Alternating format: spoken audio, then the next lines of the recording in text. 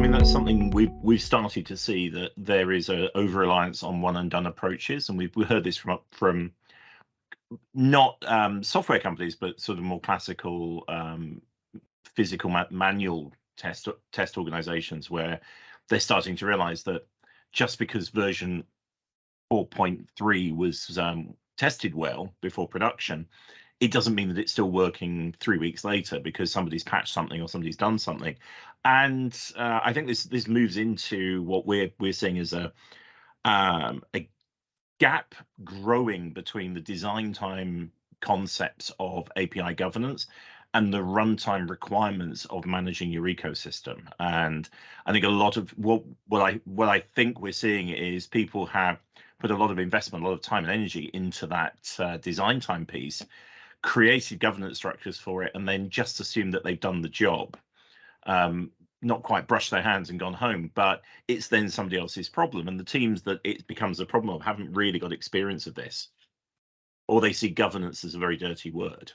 Yeah, or they don't even know what the expected result, kind of to Nick's point earlier, they don't even know what the expected result from runtime should look like. So, a 200 OK message back is not a good thing if the request was a SQL injection attack. Right, that's a bad thing. And so you need to understand, what are the different inputs and outputs that you're expecting, and then when something changes, David, you're exactly right. How do you know? This is something that as both of our firms are on the forefront of working with groups to set standards for API security and API monitoring and governance.